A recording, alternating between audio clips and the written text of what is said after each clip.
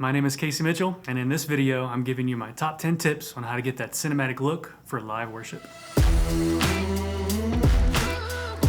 Cinematic camera angles and movements are extremely important for a dynamic worship experience. It gives your audience a perspective that they can't get in person, and it creates energy and emotion, making the audience feel more connected. Tip number 1, use lens flare. Lens flare can be a very creative way on adding a cinematic feel to your worship. First, get rid of the lens hood. These things are meant for keeping the flare away from your lens, so we don't want that for this effect. And then place your subject in front of a stage light.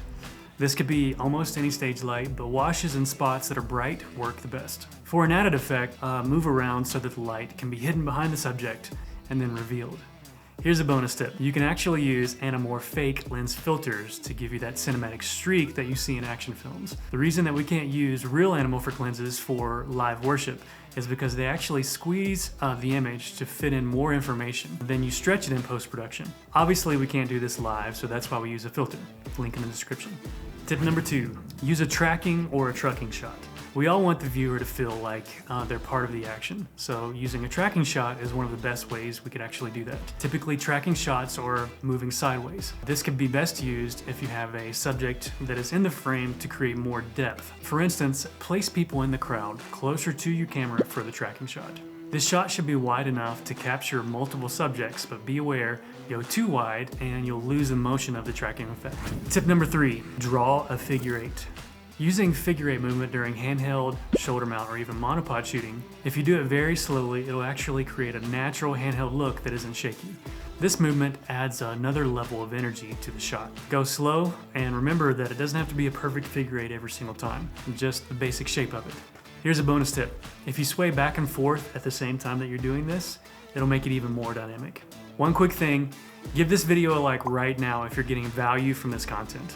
It's my passion to do a lot of research and testing before bringing you any of this content, so if you give me that like, then it really helps me be able to continue to do that for you.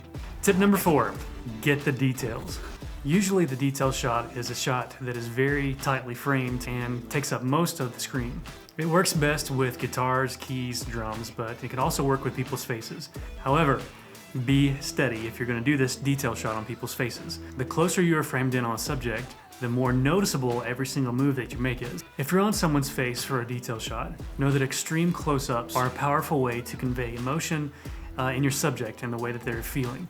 Make sure that it's a powerful moment in the song and that your subject is feeling it. There's nothing worse than an awkward close-up of someone. See what I mean?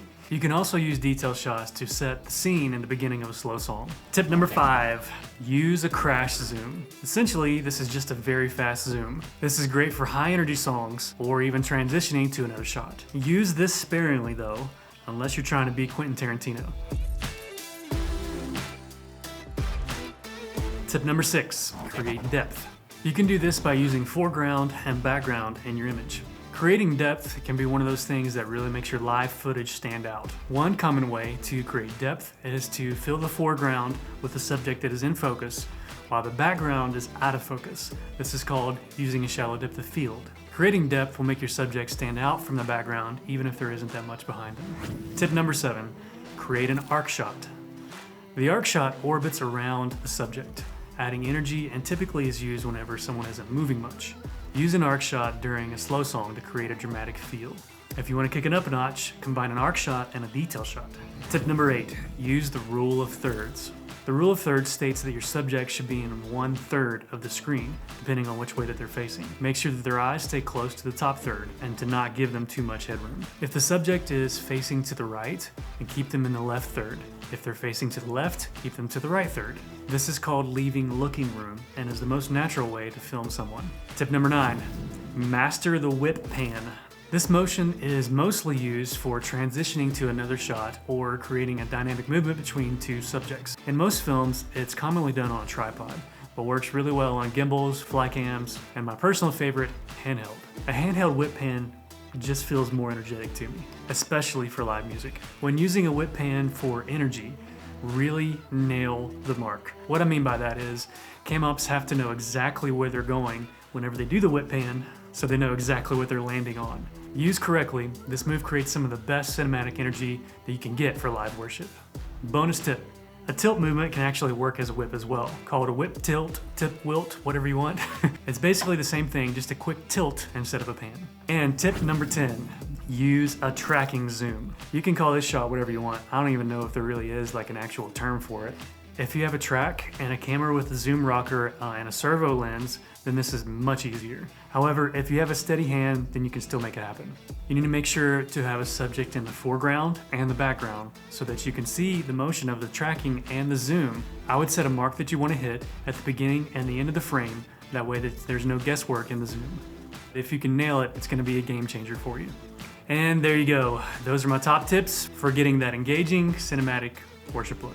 Here are some things to not do because they can decrease your production value and distract people. Shaky handheld footage is one of the main reasons people check out and can't watch your live worship. To minimize this, hold the camera close to your body and have 3 points of contact. You can also use a shoulder mount or monopod for this. Don't overexpose or underexpose people's skin tones. Out of everything on stage, the one thing you want exposed correctly is people's faces. And speaking of people's faces, people's eyes are what you need to always have focus on. If someone's eyes are out of focus, it can be a huge distraction and is one of the fastest ways that you can lose viewers. And lastly, don't get lost in your camera.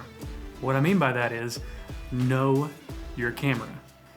You're gonna have to quickly find a function to adjust on the fly. And the one thing that you don't want to happen is to be lost in menu land.